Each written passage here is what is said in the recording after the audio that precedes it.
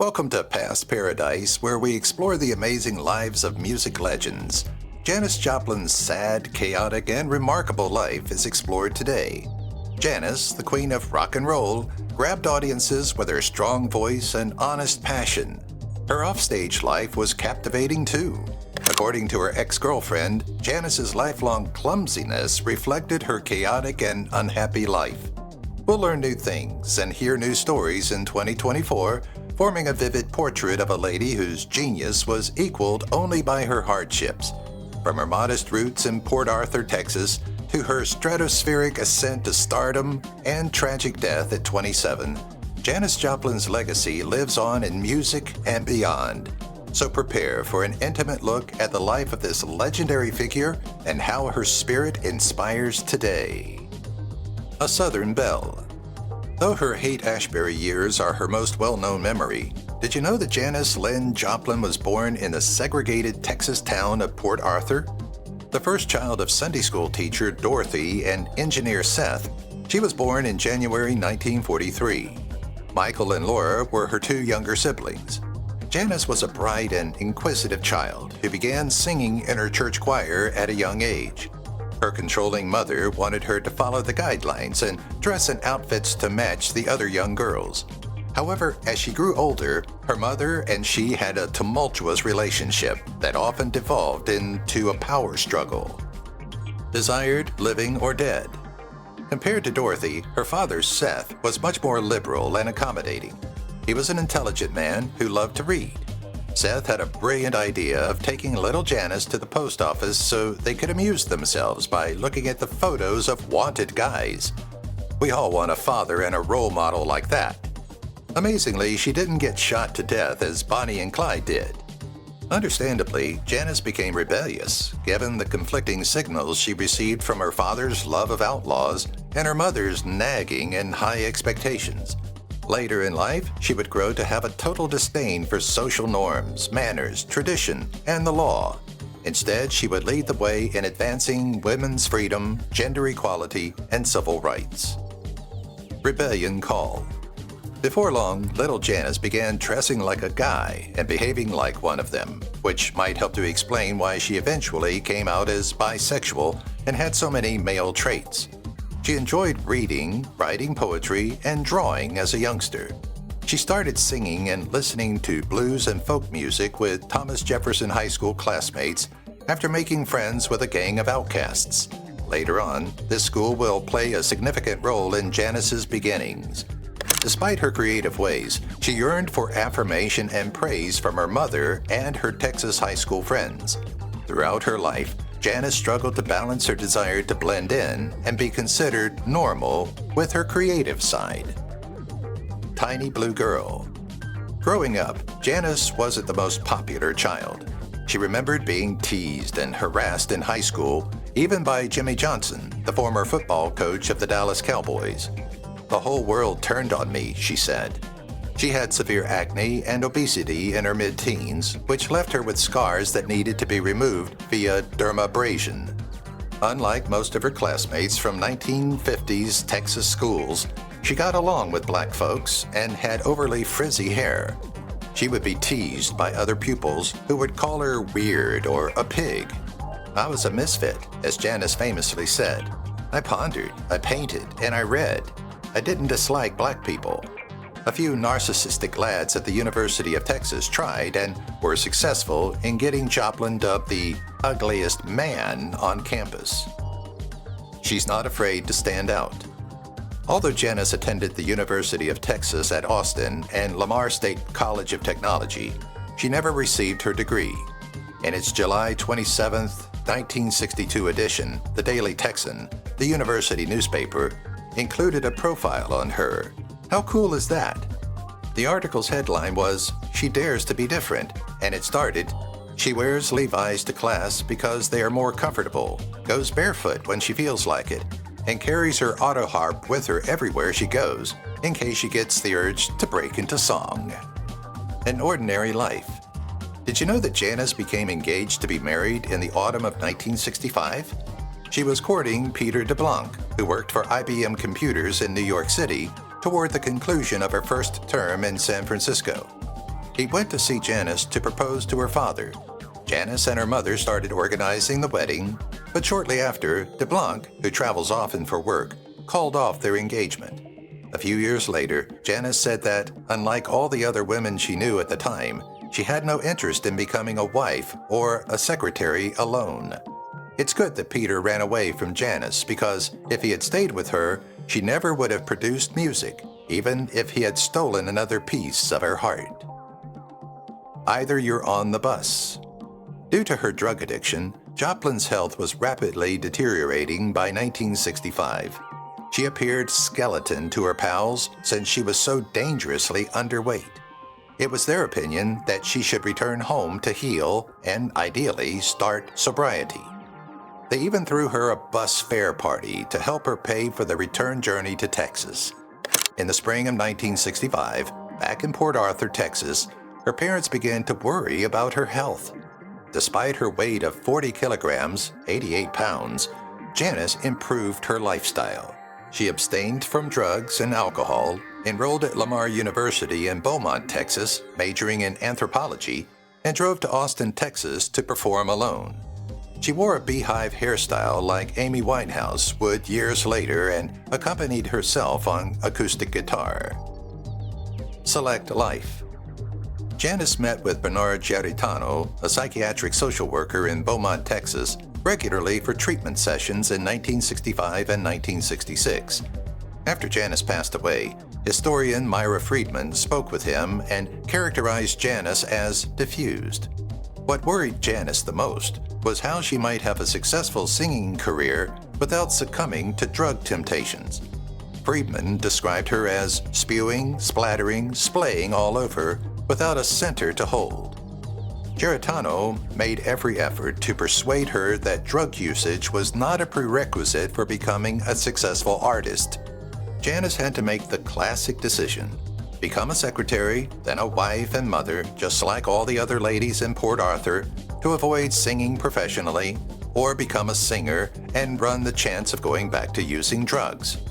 How would you decide to proceed? Should one have a brief, fast-paced life and become a legend, or a long, comfortable but unsatisfied existence as a secretary? Take a risk in faith. Janis used an acoustic guitar to record 7 studio recordings in 1965. Her song, Turtle Blues, and a different rendition of Buffy Sainte-Marie's Codeine were among the tracks she recorded. James Gurley's Janis Joplin 1965 has these demo version recordings that were eventually published as a new album in 1995. Janis Joplin's life was about to take a drastic turn in 1966. She went on to work as a secretary. Only joking, but Big Brother and the Holding Company, a psychedelic rock band in San Francisco, were drawn to Joplin's raspy, deep, bluesy vocal style and strong mezzo-soprano range. The band enjoyed popularity in Haight-Ashbury among the hippie population. On June 4, 1966, Janis Joplin joined the group that would make her renowned worldwide. What you know isn't it. Janis's old friend Chet Helms, who had hitched a ride to San Francisco 3 years earlier, had recruited her to Big Brother and the Holding Company. He would become Big Brother's manager and a popular promoter. Chet sent his buddy Travis Rivers to locate Janis in Austin, Texas, where she was doing acoustic guitar performances, and go with her to San Francisco. Knowing that she had a history of drug addiction in San Francisco, Helms and Rivers insisted that she tell her parents directly about her plans. Helms drove her to Port Arthur, where he waited outside in his car while she broke the news to them and probably assured them she wouldn't take drugs again. From there, they drove to San Francisco, where stardom awaited her and strong medications were ready. Unfulfilled promises. Thanks to friend and musician Stephen Ryder's miraculous persuasive skills, Janis abstained from narcotics for many weeks. She forced Travis Rivers, who she lived with in a San Francisco apartment, to swear that there would be no needle usage in their home. However, one night, when bandmate and drummer Dave Getz took her home, Travis Rivers wasn't there, but the people he'd recruited were injecting narcotics. One of them was about to tie off, drummer Getz recounted. I was over my head and tried to calm her down, telling her that they're just doing mescaline, because that's what I thought it was. But she screamed at him, "You don't understand. I can't see that. I can't stand to see that." Janis went nuts. I had never seen anybody explode like that. She was screaming and crying when Travis walked in. Fame is calling. In 1968, Big Brother embarked on an East Coast tour. On April 7th, 3 days after Martin Luther King Jr.'s assassination, Joplin and Big Brother performed with Jimi Hendrix, Buddy Guy, Joni Mitchell, Richie Havens, Paul Butterfield, and Elvin Bishop at the Wake for Martin Luther King Jr. concert in New York. The band recorded their Live at Winterland '68 album at the Winterland Ballroom in San Francisco a week later. On June 31st, 1968, Joplin hit the big time when she and the band made their first national TV appearance on This Morning with Dick Cavett, who, it's rumored, was among Janis's long list of lovers. So was Leonard Cohen, by the way. Sometime after releasing their second album, Cheap Thrills, the band became Janis Joplin and Big Brother and the Holding Company. The media coverage Janis was receiving ranked her bandmates, who believed their diva was on a star trip. Meanwhile, people told Joplin that she should dump Big Brother as they were a terrible band. Joplin's last performance with Big Brother was at a Chet Helms benefit in San Francisco on December 1st, 1968. Breakthrough. The Doors lead singer was so infatuated with Janis in the late 1960s that he felt compelled to schedule a date with her. Joplin was not interested, but Morrison would not back down. After a party at Hidden Hills in Los Angeles, just before Joplin was going to disappear into the night with record producer Paul Rothchild, Morrison allegedly reached into the car and grabbed Janis by her hair, trying to pull her out. Joplin instinctively reacted, grabbed a bottle of Southern Comfort, and smashed Morrison across the head with it, sending him sprawling to the ground and knocked out. Even this wasn't enough to change Jim's opinion of her. He was quoted saying, "What a great woman. She's terrific." Woodstock. When Joplin told her band they would play at Woodstock, they thought it would be just another gig. However, she became unusually nervous when she saw the estimated 400,000 people in attendance from her helicopter taxi. After arriving backstage, she and her intermittent girlfriend and/or groupie, Peggy Caserta, drank alcohol and shot heroin. By the time she took the stage at 2 a.m., she was 3 sheets to the wind. Her voice was hoarse and she could hardly dance, but she made it through her set. The audience cheered for an encore, so Janis sang Ball and Chain. Pete Townsend, the guitarist for The Who, observed her performance and wrote in his 2012 memoir, "She had been amazing at Monterey, but tonight she wasn't at her best, due probably to." However, even Janis was amazing on a bad night. Every one of my friends has a Porsche. In light of this, what kind of vehicle do you suppose Janis drove? Is it a Mercedes-Benz? False. She purchased a 1964 Porsche 356C Cabriolet in Beverly Hills after seeing a Porsche driving through the streets of San Francisco. Dave Richards, her roadie, painted the piece. Her relatives retrieved the Porsche and painted it in its original dolphin gray when she passed away, and it was discovered sitting in the garage of the Hollywood Hotel where she had resided. After several photos were taken, the automobile was ultimately restored to its original vibrant hues. The automobile was eventually sold at auction in 2015, having been displayed on the Rock and Roll Hall of Fame's main floor for 20 years. Janis's Porsche 365 sold for an astounding $1.76 million, above the original estimate of $400,000 to $600,000. The auctioneer hopefully informed the winning bidder, "You know you've got it, and we hope it makes you feel good." Dropping out of the wagon. It was clear by the beginning of 1970 that her frequent drinking and heroin addiction were hurting her music. Joplin visited Brazil in February. Remarkably, she overcame her addiction to heroin and alcohol and entered into a relationship with dapper, drug-free hiker David Niehaus. When Joplin returned to the United States, she started hanging around with her on-again, off-again girlfriend, Peggy Caserta, and started using heroin again. Niehaus caught her shooting drugs at her new home in Lakesburg, California, and ended the relationship. Shortly before their breakup, Niehaus had wanted Janis to take some time off to travel the world with him. Who knows, if she did, she might still be alive.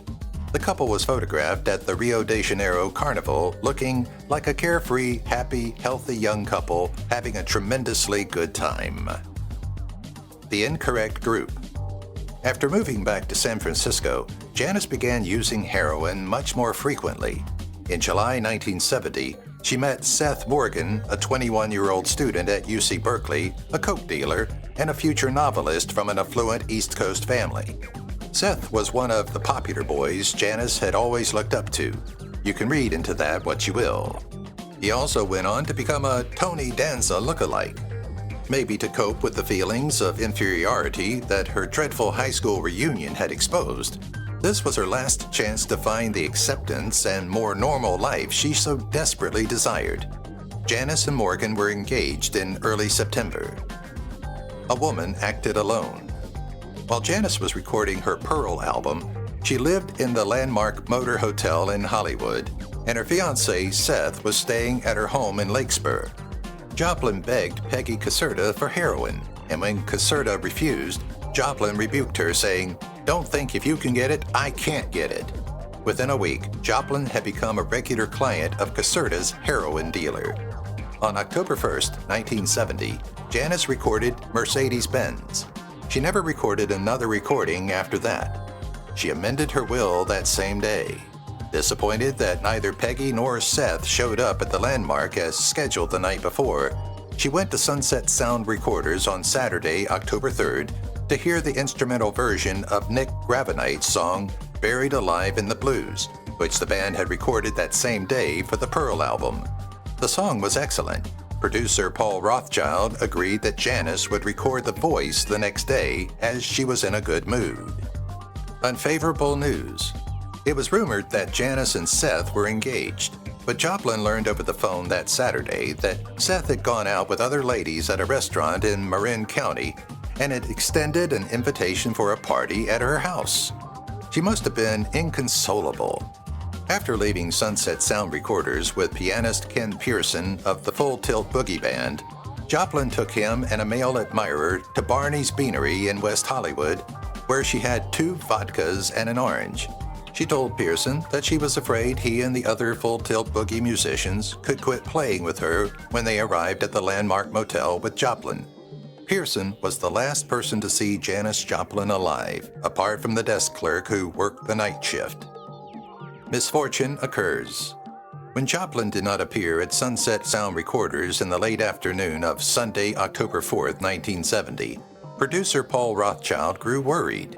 He called the Landmark Motor Hotel in the evening and spoke with John Cook, the tour manager of Full Tilt Boogie, who was also a guest there. Concerned that Janis had not arrived at the studio, Rothchild urged Cook to look for her. Cook and 2 of his pals observed her multicolored Porsche in the hotel parking lot. However, John Cook discovered his friend's corpse on the floor next to her bed when he went inside her room. Janis Joplin, 27, passed away. After death. Newspapers stated that no drugs or paraphernalia were discovered in the room. However, an autopsy would later reveal that the friend had removed evidence of drugs from the scene and replaced it. This information is based on a 1983 book by Joseph DeMona and Los Angeles County Coroner Thomas Noguchi. The cause of death, as established by autopsy, was an overdose of heroin, maybe exacerbated by alcohol. The overdoses of numerous of her dealer's other clients that same weekend led John Cook to suspect that she had been provided with considerably stronger heroin than she was accustomed to. Even though Janis was depressed, angry, and sad, her excessive drinking and heroin use put her on a path that would almost certainly end in death. Nevertheless, it was determined that Janis's death was an accident rather than a suicide. Dropping the needle. Janis Joplin's previous romantic partner, Peggy Caserta, was reportedly liable for the demise. After publishing Going Down with Janis, it was revealed that the heroin dealer who provided Caserta with the drug was also the one who gave Joplin her final supply. Caserta denied responsibility and claimed that Joplin died by tripping and falling. She even went so far as to claim that the singer's death was not due to heroin, but rather to a lifelong battle with clumsiness. In other words, she tripped and fell, honey. I'm positive of it. The dealer almost murdered Kim Chappelle, Caserta's ex-girlfriend, in retaliation. Her real self was discovered much later. Peggy said in 2018 that she didn't think Joplin died from an overdose. Peggy Joplin's 2018 biography, Going Down with Janis, stated, "I saw her foot sticking out at the end of the bed. She was lying with cigarettes in one hand and change in the other." Peggy was puzzled for years about how Joplin could have overdosed and yet managed to make a cigarette run. She claims that Joplin died of asphyxiation from a broken nose after a fall from getting stuck in a shag carpet while wearing shoes with a tiny hourglass heel. "I always thought something is wrong here," she says. The memoir, published in 2018 to rectify the errors in the 1973 book Going Down with Janis, claims Peggy didn't write that smut about Janis and would never speak that way about their relationship.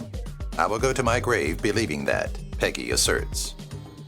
Adding pleasure to a funeral.